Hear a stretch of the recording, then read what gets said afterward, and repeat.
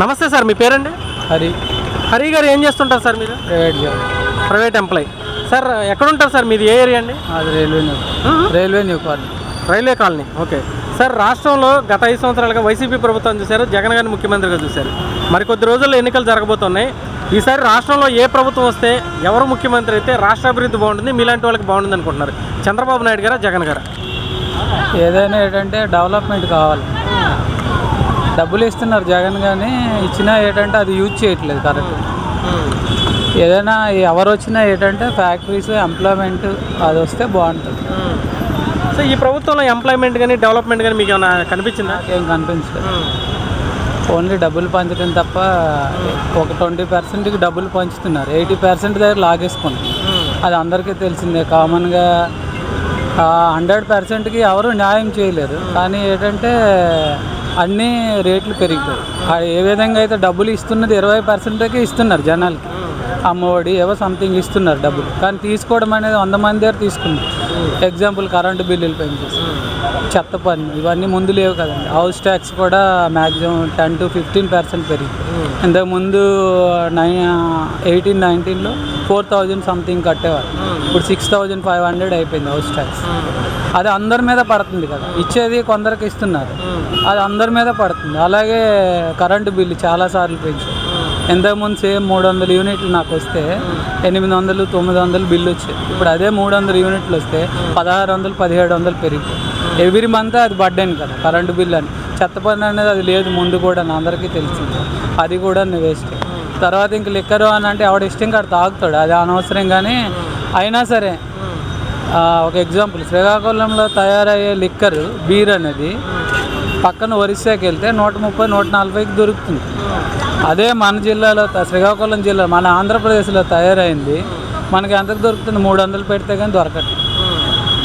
అది తాగినోడు తాగుతాడు అనుకోండి, కానీ కామన్గా అది మన దగ్గర తయారయ్యేదానికి మనకి ఎక్కువకి దొరుకుతుంది. 3 అమౌంట్, డబుల్ అమౌంట్. అవన్నీ రేట్లు అయితే బాగా పెరిగాయి. విశాఖపట్నం పరిస్థితి ఏంటి సార్? మంత్రిగా చేసినటువంటి గుడివాడ అమర్నాథ్ గారు 13 లక్షల కోట్ల ఇన్వెస్ట్మెంట్స్ వచ్చినాయి ఇక్కడ అని చెప్పేసి మాట్లాడారు. ఈ వైజాగ్ పరిసర ప్రాంతాల్లో ఎక్కడన్నా ఇన్వెస్ట్మెంట్స్ రావడం కానీ, కొత్తగా కంపెనీలు రావడం కానీ మీకు ఏమన్నా తెలుసా అండి? ఏం లేదండి, అంత గుడివాడ అమర్నాథ్ అంత స్కిల్ ఏం లేదు. అంత డెవలప్మెంట్ ఫ్యాక్టరీస్ తెచ్చే అంత సీన్ ఏం లేదు. సో మీది విజయవాడ దక్షిణ నియోజకవర్గం వస్తుందండి? విజయవాడ నాది రైల్వే న్యూ కాలనీ. యాక్చువల్లీ మాది శ్రీకాకుళం, నేను అక్కడే నా ఓట్లని ఉన్నాను, ఇక్కడ లేదు.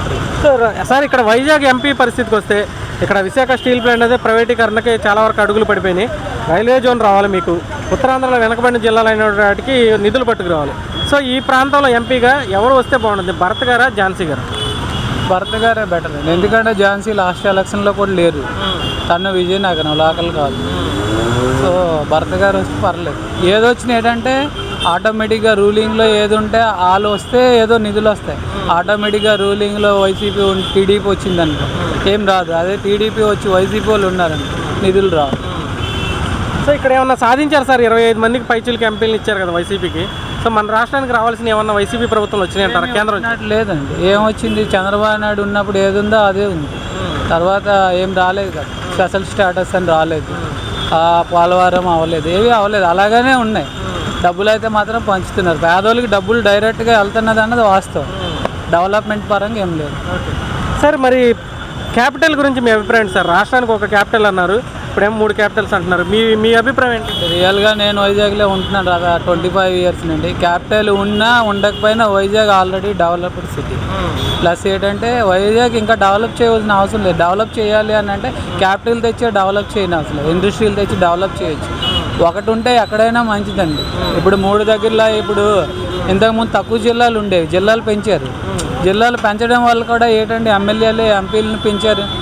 కలెక్టరేట్ల నుండి ఐఏఎస్లు, ఐపీఎస్లు అదంతా బర్డేనే కదా ప్రభుత్వానికి. Thank you sir. మీ పేరండి? శ్రీనివాస్ అండి. శ్రీనివాస్ గారు ఏం చేస్తుంటారు సార్ మీరు? Tailoring shop. సార్ రాష్ట్రంలో గత 5 సంవత్సరాలుగా వైసీపీ ప్రభుత్వం చూశారు. ఎలక్షన్స్ రాబోతున్నాయి. ఈసారి రాష్ట్రంలో ఏ ప్రభుత్వం వస్తే రాష్ట్ర అభివృద్ధి బాగుంటుంది అనుకుంటున్నారు? కూటమికి వెళ్ళాలి.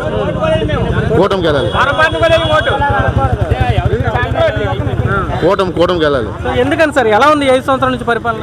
చాలా వరస్ట్గా ఉందండి.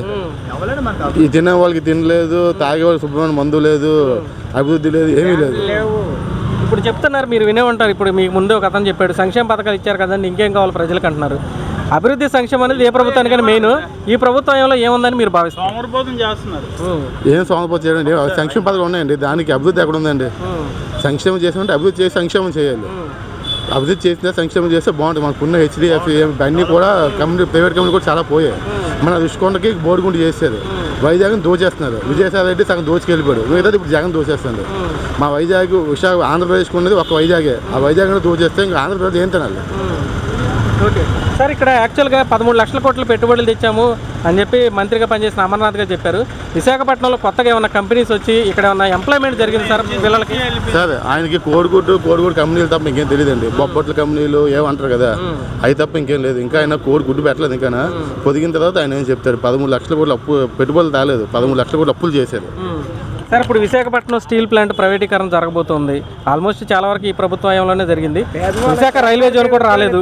సో ఏంటి సార్ అసలు వైజాగ్ పరిస్థితి ఈ 5 సంవత్సరాలు ఎలా మారిపోయిందని మీరు అనుకుంటున్నారు? సార్ వైజాగ్ దారుణంగా తేలిందండి. నిజంగా అప్పుడు మళ్ళీ బాబు గెలుచుంటే పార్టీ వైజాగ్ నెక్స్ట్ వైజాగ్ ఆంధ్రప్రదేశ్ హైదరాబాద్ అయ్యేది. ఇప్పుడు మళ్ళీ చాలా వెనకబడిపోయింది సార్. ఏపీకి ఇంతవరకు రాజధాని లేకుండా పోయిందండి. విశాఖపట్నంలో యాక్చువల్గా చెప్పాలంటే క్యాపిటల్ ఇక్కడ పెడతా ఉన్నారు, కానీ వీళ్ళందరూ చెప్తుంది ఏంటంటే కొంచెం గంజాయి, డ్రగ్స్ ఇలాంటివి ఎక్కువైనాయి సార్ అంటున్నారు. మీరు అది అందులో ఎంతవరకు వస్తాం సార్? సార్ వైజాగ్కి క్యాపిటల్ ఎక్కలేదండి. Vizag already developed city. AP 13 జిల్లాలో డెవలప్ అయిన సిటీ ఏదంటే వైజాగ్. ఏపీకి సగం వచ్చే ఇన్కమ్ వైజాగ్ నుంచి సగం వెళ్తుంది. ఇంకా వైజాగ్ క్యాపిటల్ ఎక్కలేదండి. అమరావతి అన్నారు బాబు గారు, ఆ అమరావతి చేస్తే బాగుండేది. అక్కడ డెవలప్ అయ్యింది. వైజాగ్ ఆల్రెడీ డెవలప్ అయింది. వైజాగ్ హబ్ ఐటీ హబ్ అయ్యేది. సార్ ఇప్పుడు ఐటీ సెర్చ్ ఉంది కదా అక్కడ రుషికొండ సైడ్ మిలీనియం టవర్స్లో ఇదివరకు కంపెనీలు పెట్టారు. ఇప్పుడు అక్కడ ఏమైనా ఉన్నాయా సార్ ఆ ప్రాంతంలో? సరే ఎక్కడ ఉన్నాయండి? ఏమి లేవండి. ఇక్కడ మన సిరిపోల్ నుండి హెచ్బిసి అది ఉండేది, హెచ్ఎస్బిసి ఉండేది, అది పాతిపోయింది. ఇంకా అన్నీ పాతిపోతున్నాయి. మళ్ళీ నెక్స్ట్ వచ్చారనుకోండి ఇంకా అందరూ అడుగుతాను, అంతే, ఇంకేం లేదు. ఓకే సార్, ఇక్కడ ఇప్పుడు ఈ ప్రైవేటీకరణ అడ్డుకోవాలన్నా, రైల్వే జోన్ తేవాలన్నా పార్లమెంట్ పరిధిలో ఉంటుంది. మీ ప్రాంత ఎంపీగా ఎవరు గెలిస్తే పార్లమెంట్లో బలంగా వినిపించి మీ ప్రాంతాన్ని అభివృద్ధి చేయగలరనుకుంటున్నారు? బతుకమ్మగా గెలిస్తే బాగుంటుందండి. ఆయన చేస్తే ఇప్పుడు ఇన్నాళ్ళు చేశాడు. జగన్ ఆపుతాడు. జగన్కి లుసులు ఉన్నాయి. ఆ లుసులు వల్ల ఆయన గట్టిగా వెళ్ళాడు, మెడలు ఉంచుతున్నాడు. ఆయన అక్కడికి వెళ్ళి ఆయన మెడ ఉంచుకొని నించుంటాడు. ఇంకా ఆయన మెడలే ఉంచుతాడండి. Thank you sir. నమస్తే పెద్ద, మీ పేరు? నా పేరు అల్లాజీ. ఏం చేస్తుంటారు సార్ మీరు? లోడింగ్ అల్లాడింగ్. ఓకే సార్, రాష్ట్రంలో ఎలక్షన్స్ రాబోతున్నాయి. ఈ 5 సంవత్సరాలు జగన్మోహన్ రెడ్డి గారు పరిపాలన చూశారు. ఎలా ఉంది మీకు? ఈ ఉపకారం లేదు సార్, మాకు ఉపకారం లేదు. మేము గుడ్లే కష్టపడి వస్తాము. ఒంటికానికి వెళ్ళా, 12కి వెళ్ళా 150 కోట్లలో ఉండలేదు. మనం 250, 220 తాగలేం కదా పేదవాళ్ళం వెళ్ళాడు. మేము లోడింగ్ వెళ్తే ఒక 400, 500 వస్తుంది. ఆ పన్ను కూడా ట్రాన్స్పోర్ట్ లేవు.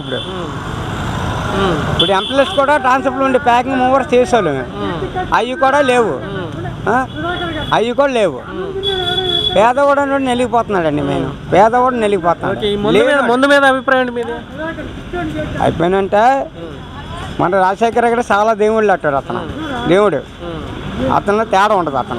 అతను ప్రభుత్వం ఉన్నప్పుడు చాలా నీట్గా ఉండేది. ఇతను వచ్చారు, 1 గంటకి వెళ్ళా 10 గంటకి వెళ్ళా 150 కోట్లు ఉండట్లేదు. వన్ చేపలు కష్టపడి వస్తాం, 2 గుడ్లే కష్టపడి వస్తాం. ముందు బాగుంటుంది అసలు. చాలా కుర్రలు చనిపోయారండి. పిల్లలు ఎన్నో కుర్రలు చనిపోయారు. మన తాగి పిల్లలు చనిపోయి అంత దరిద్రం కూడా ఉందా ముందు? చండాలం అండి బాబు, చండాలం. పొద్దున్న కాలేజీలు పీకేయడం, తీసేయడం. అదే చంద్రబాబు ప్రభుత్వం మందు అన్ని బ్యాండ్లు ఉండి, అన్ని బ్యాండ్లు వన్ షాప్ కూర్చొని సూపర్ తాగేవాళ్ళు. సూపర్గా ఉడమంటే ఇంటికి వెళ్ళిపోవాలి. లైన్ కట్టడం, మళ్ళీ రోడ్డు మీదకి వస్తే పోలీసుల ప్రాబ్లం, సెల్ ఫోన్లు తీసుకెళ్ళిపోవడం, మళ్ళీ 300 పెట్టికేసి కట్టుకోవడం, అన్నీ టల్లప్ అయిపోతుంది. ఎందుకండి కష్టపడి వస్తాం, 500 వస్తుంది, 300 తీసుకెళ్ళిపోతే మనం ఏం చేస్తాం? అది అన్న క్యాంటీన్లు ఉండే తెలుసు ఇదివరకు మీకు చంద్రబాబు గారు ఉన్నప్పుడు? చంద్రబాబు మంచి బ్యాండ్ ఉండేదండి, సూపర్ బ్యాండ్. అందరు కుర్రలు సూపర్ వంచి తాగేవాళ్ళం, స్టప్ అయిపోయి తీసుకెళ్ళి సూపర్ తాగేవాళ్ళం, అన్నీ చేసాం. అన్న క్యాంటీన్ తెలుసు 5 రూపాయలకి భోజనం పెట్టేవాళ్ళు చంద్రబాబు ఉన్నప్పుడు ఉండేదండి. ఇప్పుడు అన్ని అన్న క్యాంటీన్ తీస్తారు, పేదవాళ్ళు అన్ని ఒకటి తినేవాళ్ళు. కేజీ ఎత్తారు కూడా అన్న క్యాంటీన్ ఉంటే ఎంతోమంది వస్తారు, ఊరు నుంచి వస్తారు. వచ్చిన వాళ్ళు కూడా గోల చేయకండి రా బాబు. ప్రతి వాళ్ళు అన్నం తిన్న 5 రూపాయలు పోను పొద్దున్న 5 రూపాయలు టిఫిన్ తిన్నారు, అవన్నీ బ్యాన్ చేస్తారు. అది తప్పు కదండి అది. ఇప్పుడు మీరు రోజు సరుకులు ఇవి కొనుక్కుంటారు ఇంట్లోకి, బియ్యం, పప్పులు, ఉప్పులు, అవి రేట్లు ఎలా ఉన్నాయి? రేట్లు బాగా ఘోరం అండి. ఇప్పుడు నూనె బస్తా కొనాలంటే ఎంత అండి? ఇప్పుడు మీకు తెలియదు ఏముందండి, బియ్యం బస్తా నూనె బట్ట కొనాలన్నా 90 రూపాయలు ప్యాకెట్. ఇప్పుడు 160 రూపాయలు 215 రూపాయలు అయిపోయింది. అది పేదవాడు అలా బతుకుతాడండి, పేదవాడు అలా బతుకుతాడు. సో మీకైతే ఈసారి ఎవరు వస్తే బాగుంటుంది? నాకు వస్తే చంద్రబాబు గారు రావాలని నా కోరిక అండి, అంతే. థ్యాంక్ యూ వస్తే ఆనందపడతాను. Thank you.